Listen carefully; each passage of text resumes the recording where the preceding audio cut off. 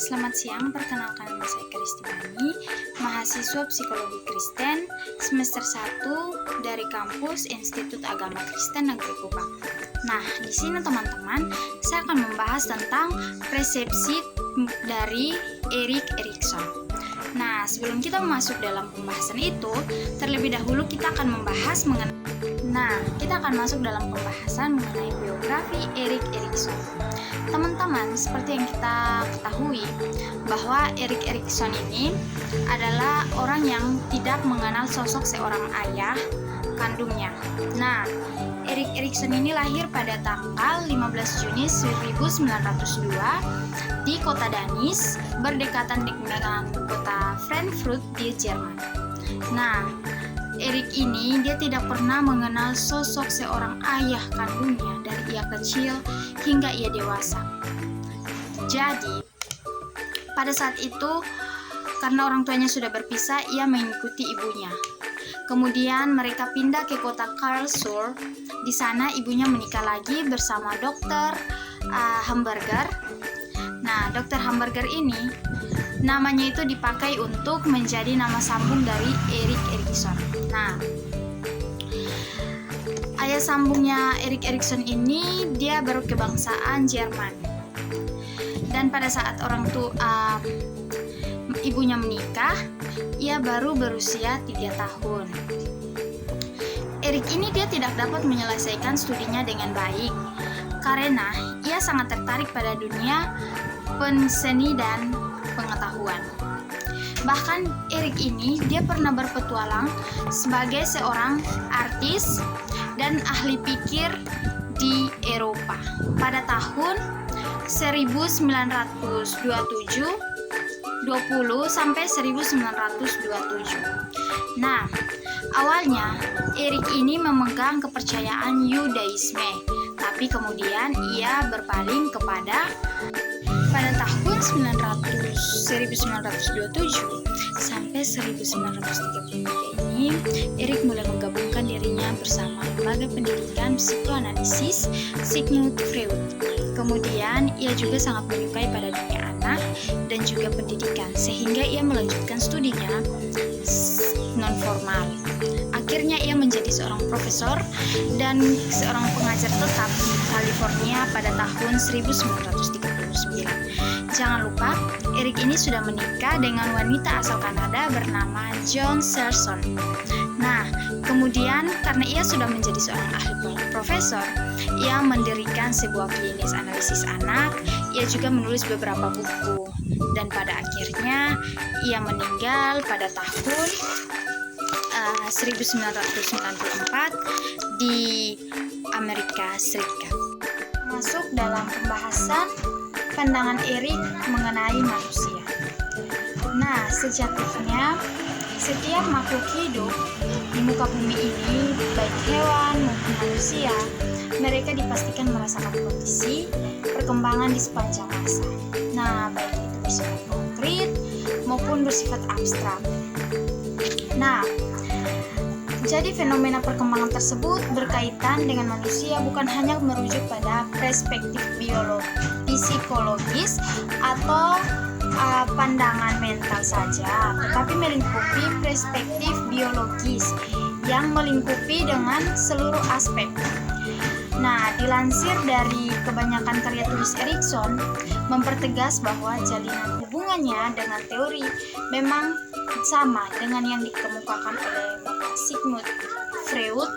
Nah, walaupun ditemukan kesamaan, terdapat perbedaan, yakni teori Erikson ini lebih efektif dan untuk di setiap aspek perkembangan individu, baik melingkupi perubahan fisik, emosional, potensi intelijensi, juga aspek sosial di mana terjalin keterikatan satu sama lain yang memberi pengaruh.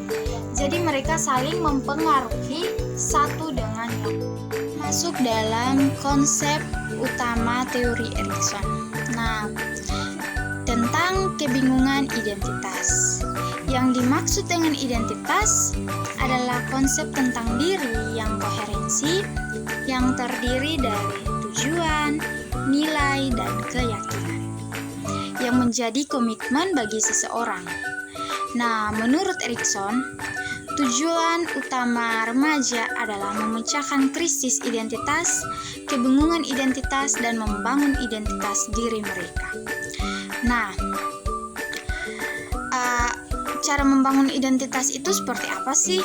Nah, cara membangun identitas itu seperti kita menjalin hubungan dengan orang-orang di sekitar kita, atau bahkan kita membangun hubungan bersama orang yang kita sayangi, seperti kata-kata sekarang itu dengan istilah pacar. Nah, teman-teman, hal ini dilakukan mereka untuk membuat diri mereka itu diakui keberadaannya oleh orang-orang di sekitar dan boleh menciptakan hubungan yang bermakna. Itu menurut SOP 2020. Dalam hal ini menurut penulis Adams dan Marshall 1996 mengatakan bahwa identitas itu dapat diberikan dan dapat dipilih. Nah, dalam konteks modern ini, identitas modern tergantung pada nilai dan tujuan individu. Nah, jika remaja tidak mampu menyelesaikan krisis identitasnya, maka dia akan muncul perasaan kebingungan peran dan ketidakjelasan identitas dirinya sendiri. Nah, bagi kita yang mungkin mengalami kebingungan identitas ini, terkadang kita merasa diri kita tidak mampu, kita merasa harga diri kita turun, kita merasa pesimis, kita menghadapi masa depan tapi kita berpikir bahwa apakah mungkin saya akan melanjutkan studi di sini. Pokoknya kita akan merasa bahwa diri kita itu tidak berguna. Nah, tetapi sebaliknya, jika kita mengalami identitas yang jelas, tentu kita akan melakukan hal-hal yang positif. Kita akan mendapat rasa percaya diri. Nah, teman-teman, bagi remaja yang mengalami krisis identitas ini, mereka sering cenderung melakukan hal-hal yang negatif untuk mengedepankan identitas walaupun identitas itu tidak jelas. Nah, hal-hal yang mereka ikuti itu seperti mereka mengikuti pergaulan yang tidak jelas sehingga mereka bisa jatuh pada kenakalan remaja. Teman-teman, kenakalan remaja itu kan seperti yang kita ketahui, itu adalah hal-hal yang sangat tidak baik. Karena sekarang untuk usia seperti kita remaja ini, menurut saya ya, kalau untuk usia seperti kita ini terkadang kita banyak yang sudah mungkin memiliki anak di usia 18 ataupun di usia 20-an. Itu faktor yang pertama itu mungkin karena dia bingung dengan identitas, dia bingung dan dia merasa pesimis dengan dirinya sendiri, akhirnya memunculkan hal-hal seperti itu. Kita masuk kepada tahap-tahap pandangan menurut Erikson. Di sini ada Trudge versus Miscatch.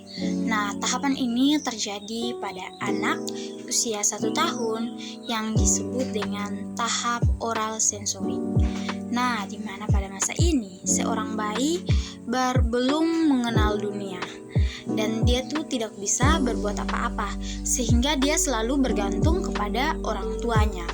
Nah, ketika anak selalu bergantung kepada orang tuanya dan ketika orang tua mengetahui apa yang diinginkan oleh si bayi, maka di situ ia akan menaruh kepercayaan pada orang tua ketika keperluannya dipenuhi, seperti susu. Ketika orang tua memberikan susu kepadanya, berarti dia merasa nyaman saat berdekatan dengan kedua orang tuanya, dan mungkin itu cenderung anak lebih merasa dimanja. Nah, akan tetapi ketika keinginan seorang anak itu tidak dipenuhi, maka rasa kepercayaan dan kenyamanan pada orang tuanya itu menjadi pudar. Nah, hal ini mengajarkan orang tua bahwa peran mereka sangat penting untuk mendidik anak dalam tahap tumbuhnya.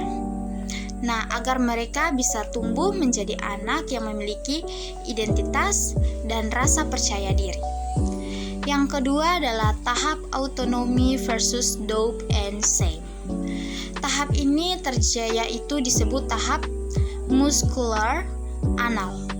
Terjadi pada anak usia 1 sampai 3 tahun. Dalam tahap ini, kemampuan anak berkembang baik secara mental maupun fisik, di mana anak mulai diajarkan oleh orang tuanya untuk menggunakan toilet, di mana itu dengan cara training toilet. Nah, di situ orang tua itu kita harus menaruh kepercayaan kepada anak kita agar mereka merasa bahwa berarti saya bisa melakukannya, dan akhirnya rasa kepercayaan diri mereka itu semakin meningkat dan mereka boleh melakukan hal-hal itu. Nah, yang ketiga, identity cohesion versus role confusion. Nah, tahap ini terjadi pada anak usia 12 sampai 18 tahun. Di mana pada tahap ini mereka mulai mencari identitas diri mereka, membentuk citra diri mereka baik ke arah yang positif maupun ke arah yang negatif. Nah, remaja yang dibentuk ke arah yang positif memiliki rasa kepercayaan diri yang baik kepada diri mereka sehingga mereka memiliki masa depan yang cerah. Sebaliknya, jika remaja yang membentuk dirinya dengan hal-hal negatif, maka dia mudah terjerumus dan akhirnya ragu akan masa depan yang dia miliki. Nah, oleh karena itu, di sini juga orang tua masih tetap memiliki peran yang sangat penting untuk membantu anak-anaknya agar tidak terjerumus kepada hal-hal yang negatif untuk masa depan sang anak. Nah, yang keempat, intimacy versus isolation. Tahap ini terjadi pada orang yang sudah memasuki masa awal dewasa, dan tahap ini terjadi pada usia 18 sampai 35 tahun. Di mana pada usia ini mereka mulai banyak membangun relasi pertemanan dengan orang-orang di sekitar mereka, baik itu di kalangan sekolah, lingkungan bermain, ataupun mungkin teman-teman di sosmed dan lain sebagainya. Nah, dan mereka pun juga sudah mulai membangun hubungan romantis atau yang disebut dengan hubungan intim. Jadi ketika mereka merasa gagal untuk membangun relasi tersebut, mereka merasa diri mereka kesepian dan mereka terus isolasi dari lingkungannya. Mengapa terjadi demikian? Ya, karena ketika mereka merasa bahwa berarti diri saya ini tidak diterima, makanya mereka mau menjauhi saya. Jadi dia merasa gagal dalam hidupnya. Oleh karena itu dia mengisolasi dirinya dari lingkungan sekitarnya. Dan hal ini sebenarnya tidak boleh sama sekali kita lakukan, karena bisa berdampak pada pribadi kita. Yang keempat, 5 adalah yang berikut, initiative versus gulch. Nah, tahap ini disebut dengan lokomotor atau genital stage yang terjadi pada anak usia 3 sampai 5 tahun. Nah, di mana motorik anak mulai berkembang sehingga anak mulai aktif melakukan aktivitas fisik. Nah, masa ini anak seringkali membuat kesalahan. Kenapa demikian? Karena dia mulai aktif, jadi mulai mendorong kursi ataupun mulai mengangkat permainan mereka untuk dihambur-hamburkan. Nah, seringkali hal ini mungkin dapat membuat orang tuanya marah karena merasa bahwa rumah saya kok diberantakin atau apa segala macam. Nah, ketika anak dimarahi oleh orang tua, maka mereka akan tumbuh dengan rasa bersalah, rasa kurang percaya diri. Mengapa demikian? Karena mereka merasa bahwa hal ini yang aku lakukan itu selalu salah. Nah, oleh karena itu, orang tua harus mendidik anak dengan cara yang lebih baik tanpa melakukan kekerasan agar anak tumbuh menjadi anak dan pribadi yang lebih baik. Yang berikut, industriousness versus inferiority. Tahap ini terjadi pada usia 6-11 tahun yang disebut tahap latency. Nah, pada tahap ini kemampuan akademik maupun non-akademik akan meningkat. Nah, ketika kemampuan mereka diapresiasi oleh orang terdekat mereka, hal ini bisa meningkatkan semangat untuk terus mengembangkan kemampuan yang mereka miliki. Jadi seperti kita, mungkin saat kita mendapat peringkat atau mungkin kita juara lomba, pasti kita selalu mendapat hadiah dari orang sekitar kita, baik itu orang tua, teman, saudara, dan lain-lain. Nah, kita masuk pada yang berikut, generativity versus stagnation. Nah, tahap ini terjadi pada usia 35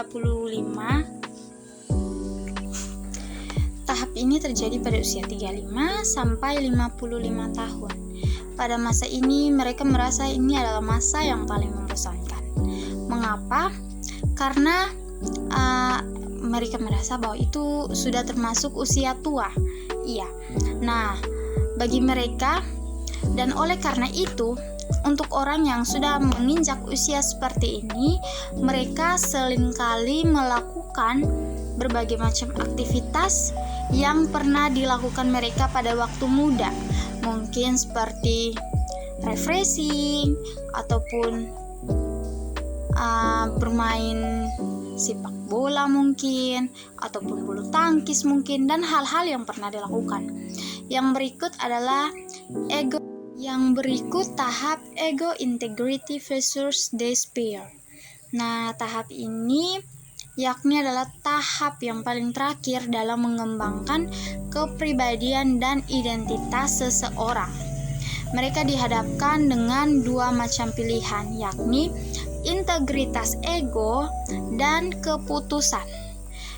Usia 55 tahun ini, di mana mereka mulai memikirkan masa lalu mereka atau kejadian masa lalu yang sebenarnya tidak perlu dilakukan. Itu membuat mereka merasa menyesal, emosi, dan menyerah. Namun sebaliknya, jika kita berdamai dengan diri kita dan ego-ego kita, itu kita menghindari hal-hal tersebut. Mereka harus melakukan aktivitas yang positif agar tidak memikirkan masa lalu mereka dan mencapai hal-hal